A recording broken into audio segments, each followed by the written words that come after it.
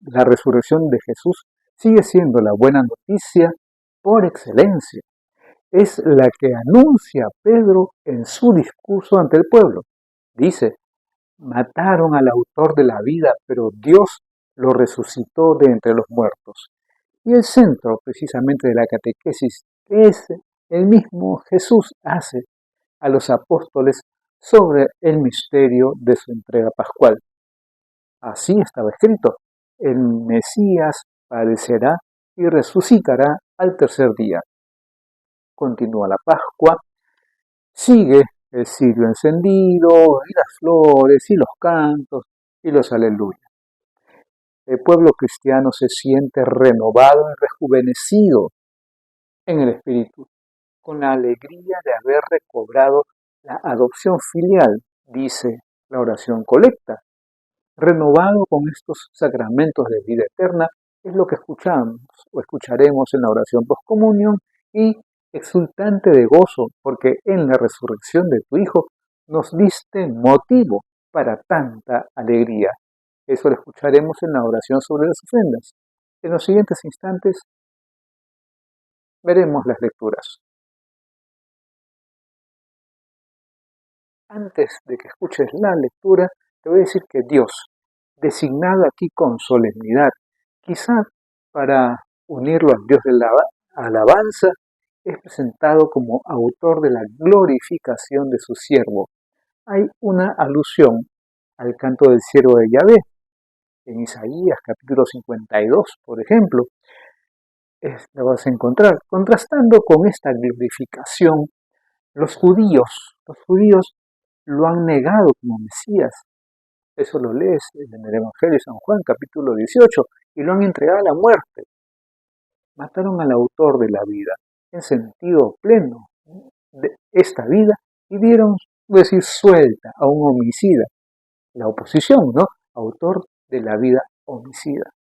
Esto lo hicieron los judíos por ignorancia. Lo leemos en el Evangelio de Lucas, capítulo 23.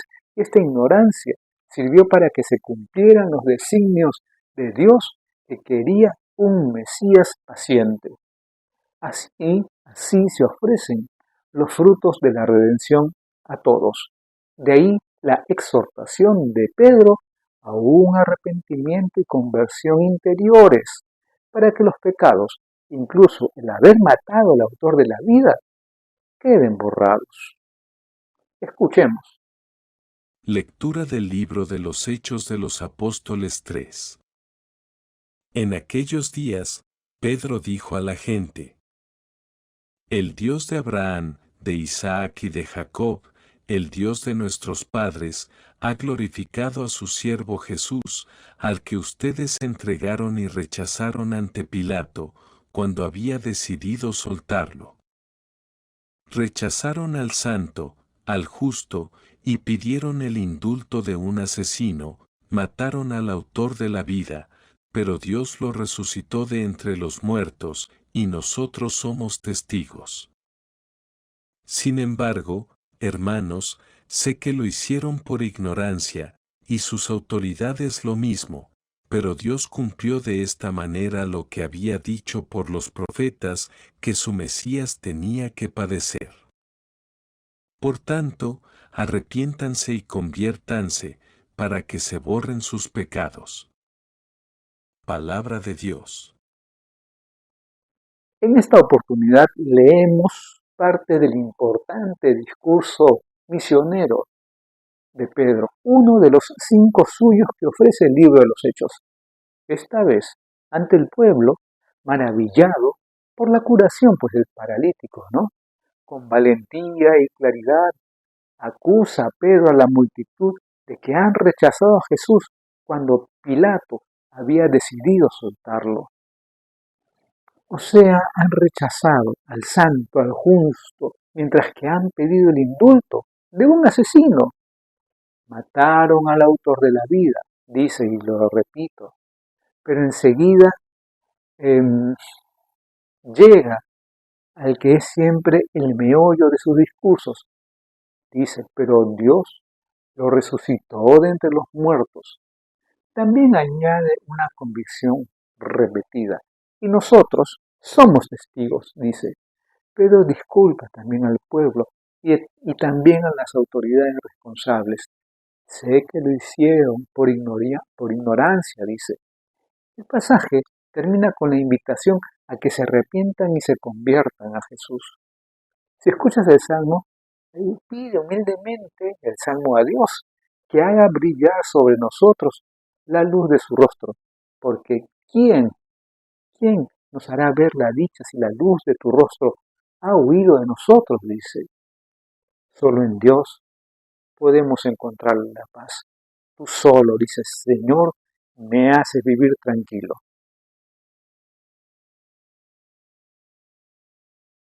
Te cuento que antes de la lectura voy a decirte que contra los autosuficientes, Juan ha declarado la universalidad del pecado como experiencia personal de cada hombre. Pero si hay pecado, escucha, existe también el perdón, porque tenemos un abogado ante el Padre, quien es Jesucristo. Él es propiciación por los pecados, por los de todos. La redención, pues, en la mentalidad de Juan tiene un carácter universalista, sin restricciones de lugar o de tiempo, solo es necesario que sea aceptada. Ella hace posible que no pequemos, pero el no pecar es solo una parte. Es necesario guardar los mandamientos. Late, pues, en estas afirmaciones de Juan la postura de los gnósticos que hacían consistir la perfección solamente en el mero conocimiento. En contra de ello se une la doctrina juanea, por decirlo así, a toda la tradición primitiva cristiana que exige la unión estrecha y consecuente de fe y acción.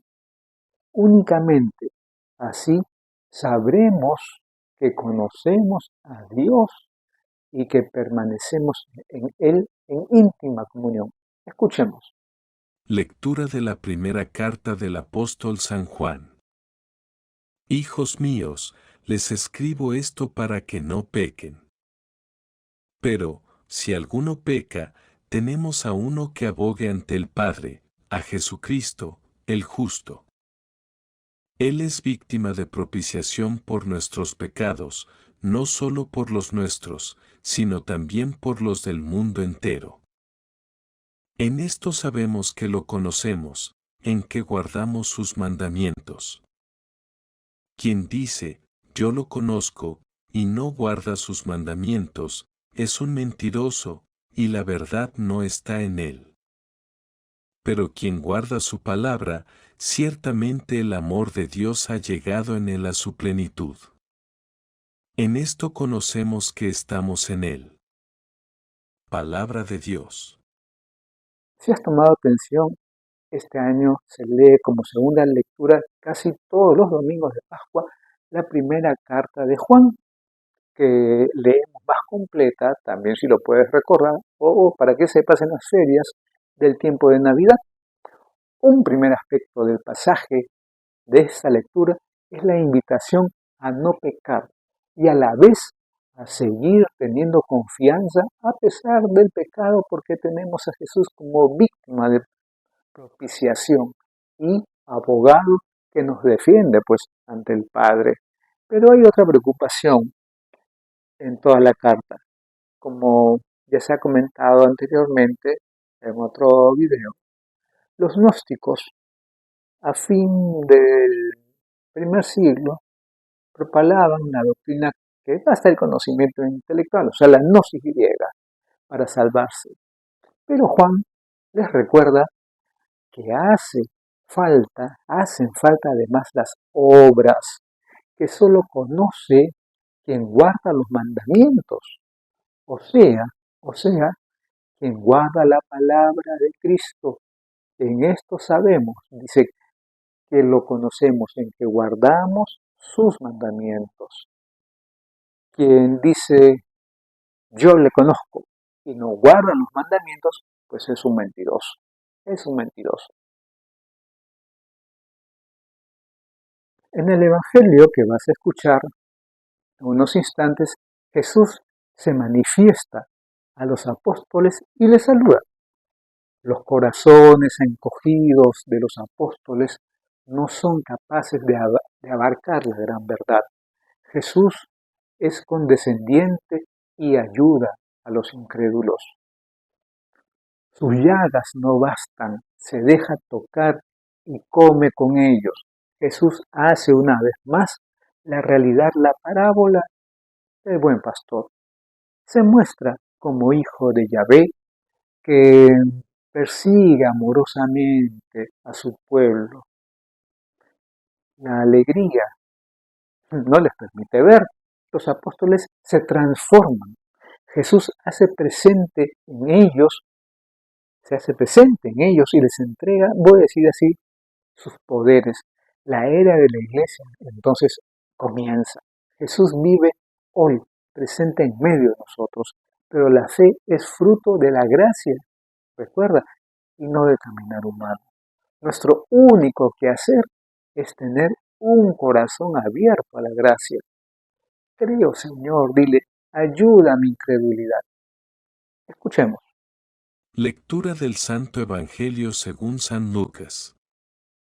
En aquel tiempo, contaban los discípulos lo que les había pasado por el camino y cómo habían reconocido a Jesús al partir el pan. Estaban hablando de estas cosas, cuando se presenta Jesús en medio de ellos y les dice: «Paz a ustedes». Llenos de miedo por la sorpresa, creían ver un fantasma. Él les dijo: «¿Por qué se alarman? ¿Por qué surgen dudas en su interior? Mirad mis manos y mis pies, soy yo en persona. Pálpenme y dense cuenta de que un fantasma no tiene carne y huesos, como ven que yo tengo». Dicho esto, les mostró las manos y los pies. Y como no acababan de creer por la alegría, y seguían atónitos, les dijo: ¿Tienen ahí algo de comer? Ellos le ofrecieron un trozo de pez asado. Él lo tomó y comió delante de ellos. Y les dijo: «Esto es lo que les decía mientras estaba con ustedes, que todo lo escrito en la ley de Moisés y en los profetas y salmos acerca de mí tenía que cumplirse». Entonces les abrió el entendimiento para comprender las Escrituras. Y añadió: «Así estaba escrito, el Mesías padecerá, resucitará de entre los muertos al tercer día, y en su nombre se predicará la conversión y el perdón de los pecados a todos los pueblos, comenzando por Jerusalén. Ustedes son testigos de esto». Palabra del Señor. Inmediatamente después de la escena de los discípulos de Emaús, que se ha leído el domingo anterior, escuchamos hoy la primera aparición de resucitado al grupo de sus discípulos. La reacción de estos es de susto, de miedo, de incredulidad. Creían ver un fantasma. Jesús les asegura que no es un fantasma, y les muestra sus manos y sus pies con las llagas de la pasión que todavía eran visibles. Soy yo en persona. Un fantasma no tiene carne y huesos, como ven que yo tengo, dice. Para mayor demostración, pide algo de comer y le ofrecen un trozo de pez asado que come delante de ellos. Jesús les hace a continuación una catequesis como la que había hecho a los dos discípulos que iban camino de Emaús. Les abre el entendimiento para comprender las Escrituras, lo que habían anunciado de él Moisés y los profetas y los salmos se estaba cumpliendo en plenitud. Les hace ver eso.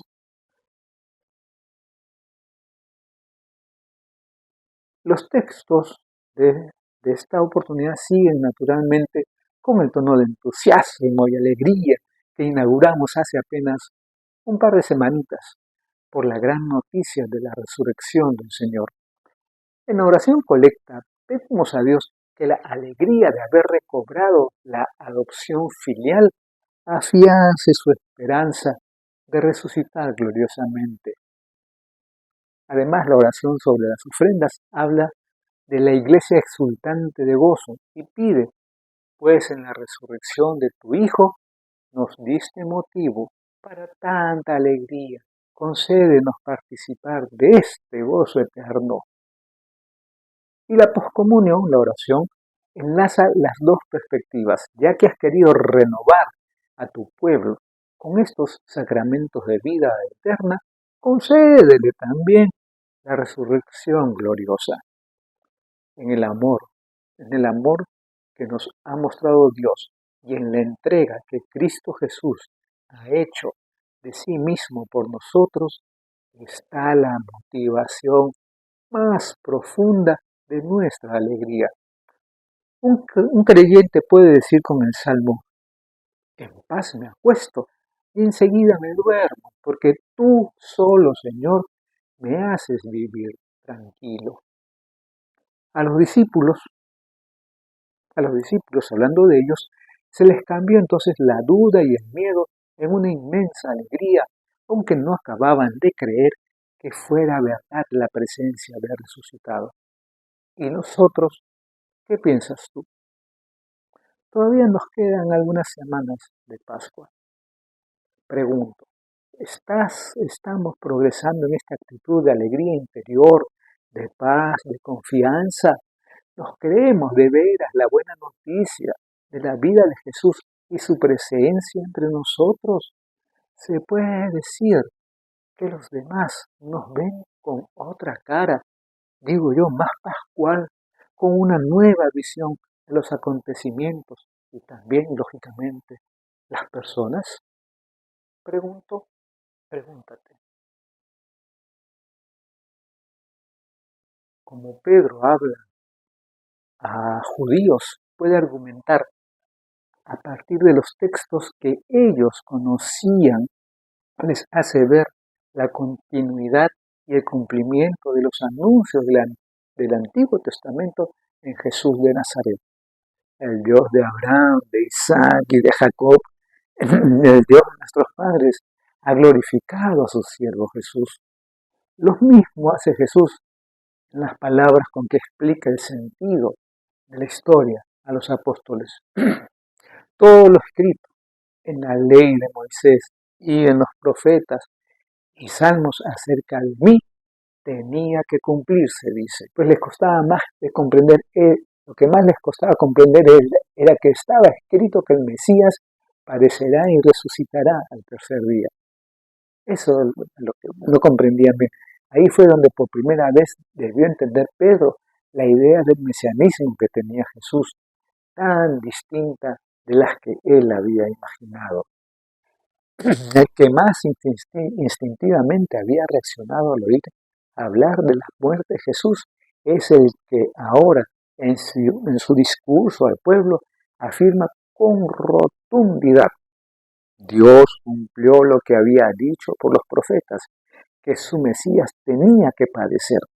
Todo el Antiguo Testamento se cumple en Jesús. También los salmos que rezamos desde Cristo para captar todo su sentido porque los dirigimos a Él.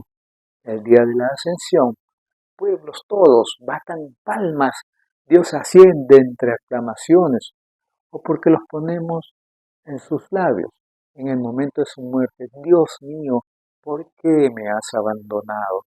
Como dice la introducción al leccionario, si lo puedes leer en el Antiguo y en el Nuevo Testamento, la Iglesia anuncia el único e idéntico misterio de Cristo, porque en el Antiguo Testamento está latente el Nuevo, y en el Nuevo se hace patente el Antiguo. Ojalá también a nosotros el Señor nos abra el entendimiento para comprender las Escrituras. En cada Eucaristía, en su primera parte, escuchamos con fe y atención las lecturas bíblicas tanto del Antiguo Testamento, aunque en tiempo de Pascuano, como del Nuevo Testamento y del Evangelio. En nuestra generación, sobre todo después del Vaticano II, la comunidad cristiana, es verdad, ha tomado mucho más en serio esta proclamación y escucha de la Escritura.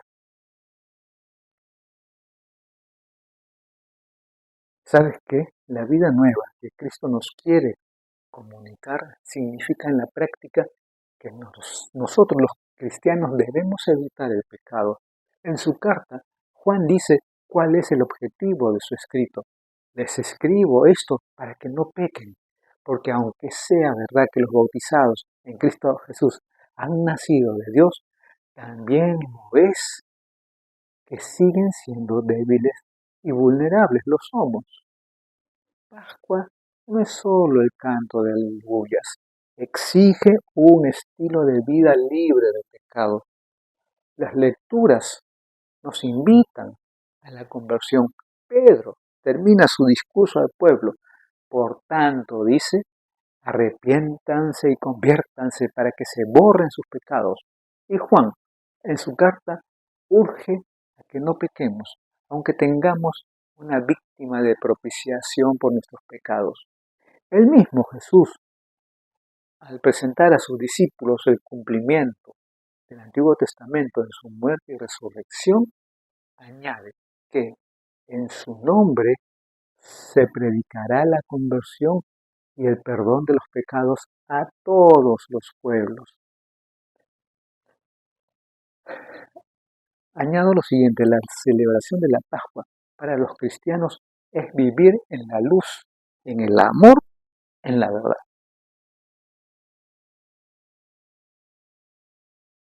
Junto al pecado y la conversión está también la gran noticia del perdón. Jesús anuncia a la vez la conversión y el perdón de los pecados. Juan nos dice que ni siquiera el pecado que puede existir en nuestra vida nos tiene que privar de la confianza que debemos tener en Dios, porque si alguien peca, tenemos a uno que abogue ante el Padre, a Jesucristo, el justo. Por eso cuando Jesús, en la escena de su aparición, pide algo para comer, se puede interpretar su gesto como prueba de que no es un fantasma, sino una persona de carne y hueso. Es realidad, es realidad. Pero tócame, eso es realidad. Pero también tiene otro sentido, como lo tiene el que en la escena del lago les haya preparado un desayuno pascual con aquel pescado asado. Quien come con otros está mostrando su buena disposición para con ellos. En este caso, su actitud de perdón por haberle abandonado todos en el momento de su pasión. Imagínate.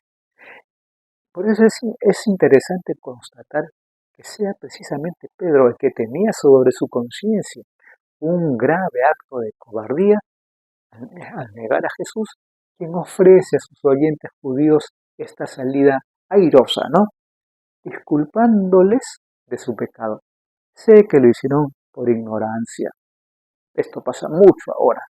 Él a quien Jesús perdonó después de la resurrección, haciéndole fácil su rehabilitación ante los demás, es quien está mejor dispuesto a ofrecer el perdón a los demás, distinguiendo el pecado que condena y al pecador, a quien disculpa e invita a la conversión.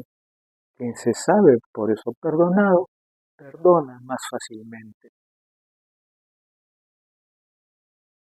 Como los discípulos que escapaban a Emaús se sentían tristes y desilusionados, y como el grupo de los apóstoles, recluidos por miedo a los judíos, estaban llenos de dudas y de alarma, también nosotros, en algunos momentos de nuestra vida, podemos experimentar esas mismas dudas y falta de entusiasmo. Por tanto, podemos merecer la queja de Jesús. ¿Por qué se alarman? ¿Por qué te alarmas? ¿Por qué surgen dudas en su interior, en tu interior, en vez de sentir la alegría de la Pascua? ¿Creemos nosotros ver fantasmas y nos dejamos asaltar por la duda y la desilusión? Pregunto. Es verdad que nosotros no pretendemos ver en persona a Jesús y que coma con nosotros, pero tenemos fe en su presencia real, aunque invisible. No estamos celebrando solo que hace 2000 y un poquito más de años resucitó y que el sepulcro estaba vacío, no, sino que sigue vivo y que está con nosotros todos los días hasta el fin del mundo, aunque no le veamos.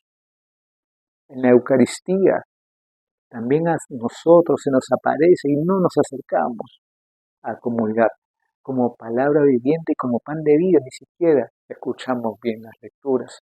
También a nosotros nos dice constantemente, soy yo en persona, fíjate, soy yo. Por difíciles que sean estos tiempos y por fuerte que se nos presenten interrogantes y los motivos de duda en esta Pascua, tendríamos que dejarnos contagiar de la vida del resucitado e imitar el ejemplo de aquella primera comunidad que tampoco vivió unos tiempos precisamente fáciles. No, para nada. La experiencia, te cuento, del encuentro con el resucitado, sobre todo en la Eucaristía, debe cambiar algo en nuestras vidas, como lo hizo con los dos amigos, discípulos de Emaús, y con los demás, o con los demás apóstoles y discípulos.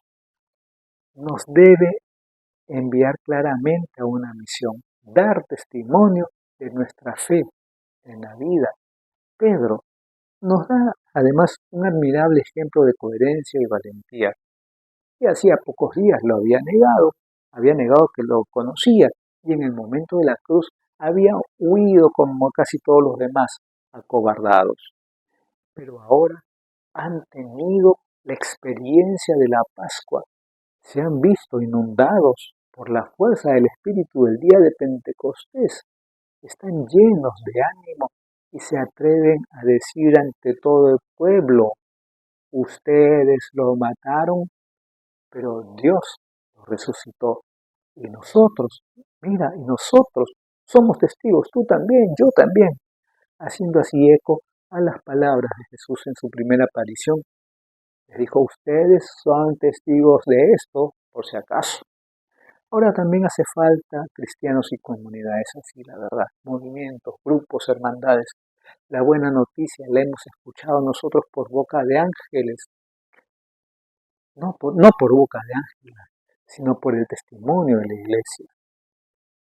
Nadie nace cristiano. Continuamente está en marcha la dinámica de la nueva evangelización por parte de la comunidad eclesial, en particular por las familias y las escuelas cristianas. Son testigos creíbles de Cristo los cristianos que se aman y promueven la paz y la justicia, que se esfuerzan por ayudar a todos en actitud de servicialidad y no de ser servidos en medio de un mundo egoísta. Ya nos dijo Él, en esto conocerán que son mis discípulos, si se aman unos a los otros. ¿Sucede eso en tu comunidad, movimiento, grupo, hermandad? Por grandes que sean las dificultades y por hostil o indiferente que nos parezca el ambiente social, si estamos llenos de la Pascua del Señor, ¿eh? Convencidos de la fe en Él y movidos por su Espíritu, se nos notará en las palabras y en los hechos cuál es nuestra motivación. Nos mantendremos firmes en nuestra fe, independientes de la moda o de las corrientes ideológicas o de los intereses humanos o de nuestras cobardías y miedos.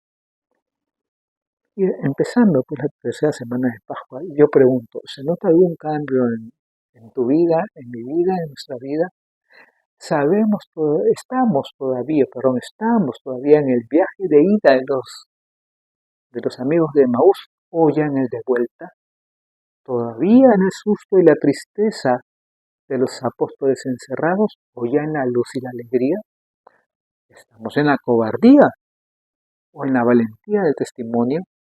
¿Qué consecuencias tiene en nuestra vida la Eucaristía que celebramos, en la que Cristo se nos hace presente en la comunidad reunida, en la que nos abre el entendimiento para que entendamos las Escrituras y en la que se nos da el mismo como alimento espiritual para el camino? Pregunto, pregúntate y respóndete interiormente. Bendiciones.